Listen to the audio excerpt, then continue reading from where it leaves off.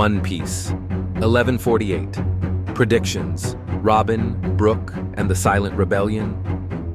Chapter 1147 was a roller coaster. Robin had to choose between a child's life and ancient knowledge.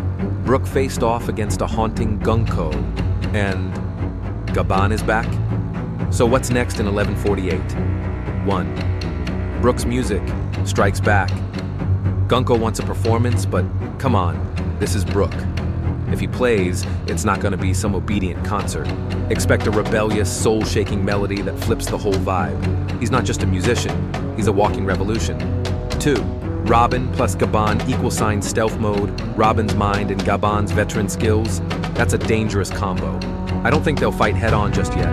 Oda loves subtle setups. Look out for secret moves, traps, or even a silent rescue plan in motion. 3. Holy Knights drama incoming? There's some shady stuff going on inside the Holy Knights. Summers might be scheming for himself. What if we see betrayal from within the Knights? 4. Luffy or Shanks? On the move. Elbaf is heating up. Is Luffy sensing something? Is Shanks closer than we think? I wouldn't be shocked if a familiar silhouette shows up at the end of the chapter. 5. End of chapter twist? Knowing Oda, we're not safe. What if Gaban's kid, Cologne, steps up? Or maybe a long-lost face shows up out of nowhere. Bottom line, Chapter 11. 48 might not be all-out action yet, but it's setting the board for something big. This is the calm before a massive storm. What do you think Robin's gonna do? Will Brooke fight back with his music? And who's showing up next? Drop your theories below.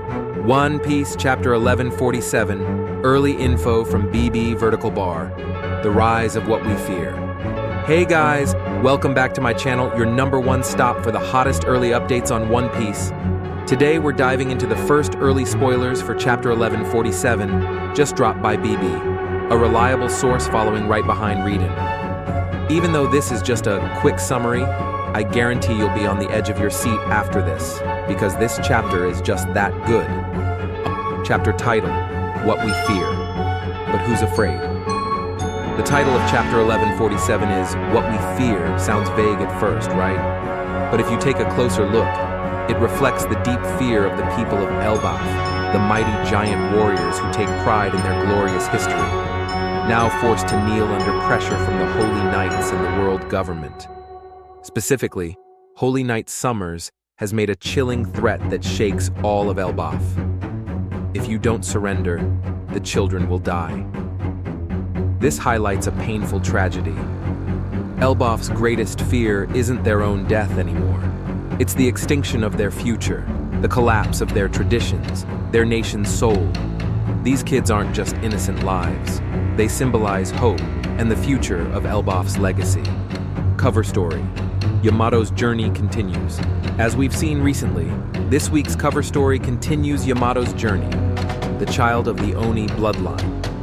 After defeating Who's Who, Raizo is seen thanking Yamato by sharing a meal. A small moment, but a heartfelt one. Flashback Saul warns Robin the truth about the Holy Knights. The chapter opens with a touching flashback. The giant Saul tells Robin that the Holy Knights are immortal, not literally, but practically impossible to defeat. But Saul isn't encouraging a hopeless fight. Instead, he emphasizes a deeply human choice. Don't fight just to die. Protect life, especially the children. Running isn't cowardice, it's survival. And sometimes, survival is the strongest resistance of all. He tells Robin, sometimes protecting knowledge and the next generation is more important than trying to beat an unbeatable enemy. That message hits hard. It reminds us of Ohara's tragic loss and the looming danger now at Elbaf. Robin must flee, not out of fear, but because she understands. To preserve the future, someone has to survive. Gunko appears, a dark musical drama with Brooke. Meanwhile, Holy Knight Gunko has captured Nami, Usopp, Brooke, and Jinbei.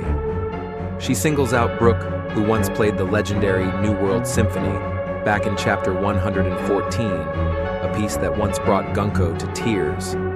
But now, she's forcing Brooke to be her music slave.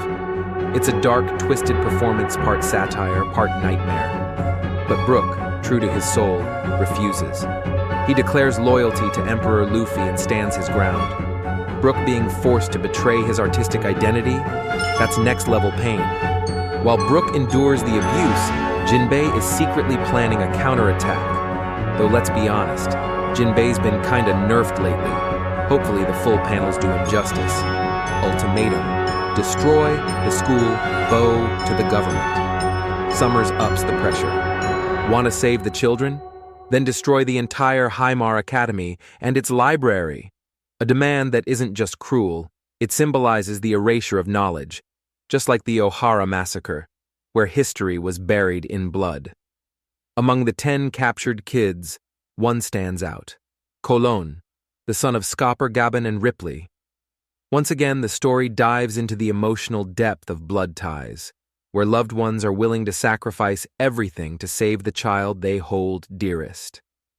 Will Robin repeat the past and watch knowledge be burned? Or will she do the unthinkable to stop history from repeating itself? And can Scopper Gabon arrive in time to rescue Cologne? And perhaps offer a third choice, one where both knowledge and life are saved? Chapter ends. Gabon and Robin stand up. Like a powerful war movie scene, the chapter closes with Gabon and Robin rising together, ready to fight. With firm resolve, they declare, "We won't let that happen." This enemy is not just powerful, they're cruel and twisted. They use children as shields and target knowledge for destruction. The stakes have never been higher. Break next week. Prepare your hearts, guys. Due to Japan's Golden Week, there'll be no new chapter next week, so hang tight and get ready. And finally, if you found this breakdown exciting or informative, don't forget to drop a like and subscribe for the fastest One Piece updates out there.